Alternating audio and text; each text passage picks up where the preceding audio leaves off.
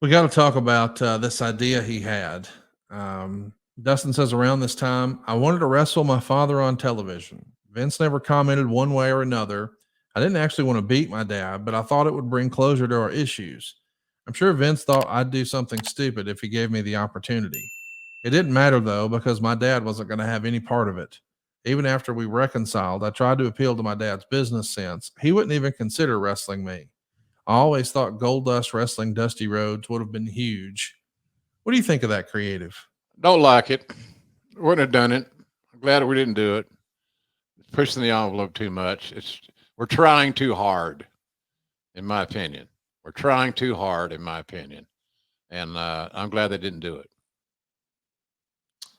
Survivor Series 97. Yep, that one, Montreal Screwjob, went down November 9th. And Goldust, in the course of his match here, breaks his hand in three places. He's going to wind up being counted out, and that furthers his heel turn. He's on Team USA, which is Goldust, Vader, Mark Mero, and Steve Blackman. On November 17th, it's Goldust versus Vader. They go to a no contest, and Goldust is going to show up wearing pantyhose with like checkerboard like face paint. And you would say on commentary, it looks like he dressed in Elton John's closet. He would say he's too hurt to wrestle, but then he hits Vader in the head with a hammer. What do you think about this new version of Goldust, the evolution of this character? Well, all characters have to evolve. There's no doubt about that. Whether I like the exact direction, step by step, that it was taking is irrelevant. But evolving is very, very important. You can't allow your character to get stale. And I think the Vince's thoughts were at that time, if we don't do something, this character is going to get stale. And all the money that we have invested in getting him over on this creative journey would be for naught. Let's talk about what's next here. After we did this crazy face paint, we've got MSG as a house show, and Goldust is going to do an interview saying he likes to wear women's panties and that all the little boys should check out their mommy's underwear drawer. I don't know if that's a good idea. It's not a good idea. It's stupid. God damn it, Conrad. It's not a good idea. It's stupid. Why we allowed that to be said and happen when we're trying to go the other direction is a total inconsistency. It just makes no sense whatsoever. Did you express that to Vince? Hell yeah. But he liked the controversy. He loved the controversy. He loved the, the having these issues and things of that nature. Just, yeah, it was just, well, are we going to do this or not? Are we going to, what's this character going to be? He keeps changing. He's going to be a nice guy, or he's going to be a daddy, or, whatever. It just didn't work for me. It's just too much inconsistencies and distasteful at times. Let's talk a little bit about what's next. We see Goldust come out on November 24th, 1997 on Monday Night Raw in a wheelchair. He's going to announce that he's now a quadriplegic, and he has a nurse with him called Nurse Goodbody. He's got FU painted on his face here. Vader's going to come out and say he doesn't believe it, and he attacks Goldust, and the nurse, who turns out to be Luna Vachon, throws alcohol in his eyes. And Goldust has said of a meeting that he had with Vince at the time, quote, I wanted to do something with this character. I had a person in mind to help Goldust become a crazy, bizarre bondage type character. I had a picture of being led around on a dog leash with a collar and a ball in my mouth. And Luna Vachon was perfect for the role. Vince gave the go ahead, and it turned out to be awesome. Goldust was supposed to wrestle Vader at the DX pay-per-view in December, but he had surgery and 3 pins were put into his hand. So at the pay-per-view, Goldust and Luna do an interview where Goldust is actually reading from the Dr. Seuss book, Green Eggs and Ham. And he's going to do it in a stereotypical voice, we should say. This is just, we're a long way from the Cowboys' idea of pro wrestling here. Yeah, no shit. We really are. We'd go down the road. We're going to change. We're going to make this a little bit more palatable. And then we're not. Then we are. And then we're not. I couldn't get I needed a program with everybody's jersey number. I didn't know. it's hard to say what we're doing because I don't think we knew for sure what we were doing. It's just a mess. I mean, I don't know another way to say it. On the December 1st episode of Raw, Goldust is going to be out here with Luna. He's now got pink hair and he's wearing a jock strap on the outside of his clothes. He's got a spiked bra on the outside of his clothes. He's clearly going for some sort of a bondage gimmick with the ball and the leash, like you see. TSN refused to air the segment. So this doesn't actually make air in Canada.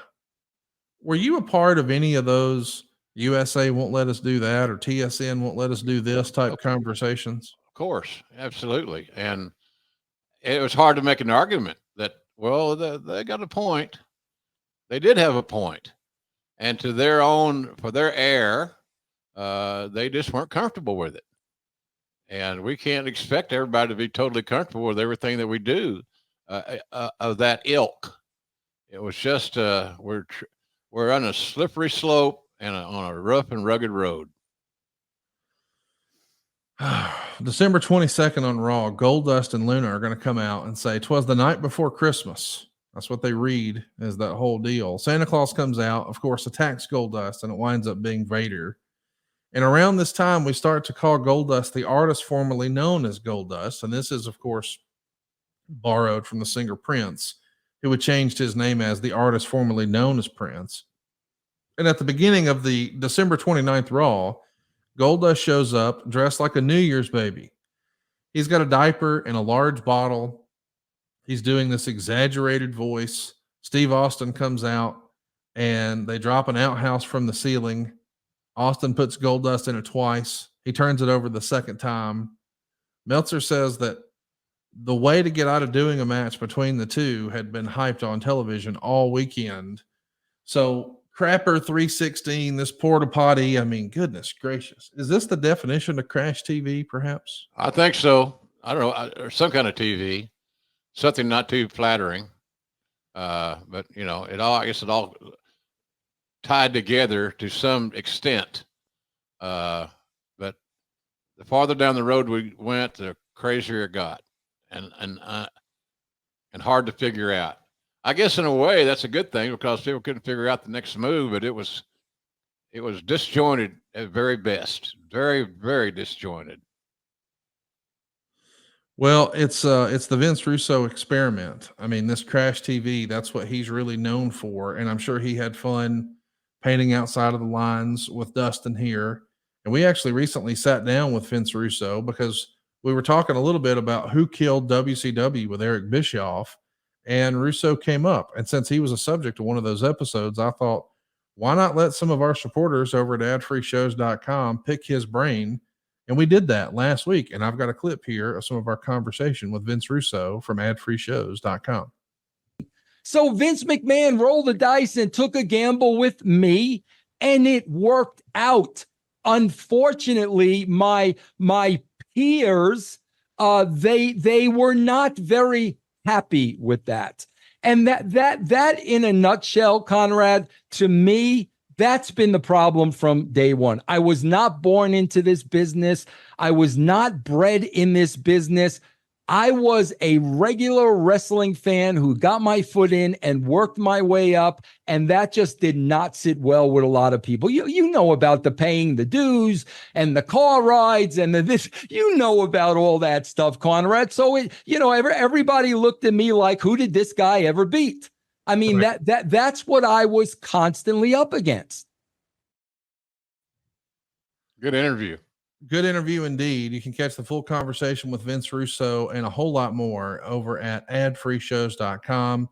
We recently saw Violent J from the Insane Clown Posse make some headlines, and we actually had him on last week live as well. So be sure to check it out if you haven't already. There's something for everybody. We're talking more than 100,000 hours of bonus content. We just sat down with Lex Luger last week. We get with David Crockett every week to look through his brother's books, the Red Books from Booking Jim Crockett Promotions. We rotate Monday mailbag between Mike Chioda and Nick Patrick. Blue Meanie is catching up with you every Saturday morning. Kevin Sullivan is also with us Tuesdays with the Taskmaster, plus every live Starcast we've ever done, all the interactive Q&As with all of our hosts. plus more than 100,000 hours of bonus content. It's all available now at adfreeshows.com.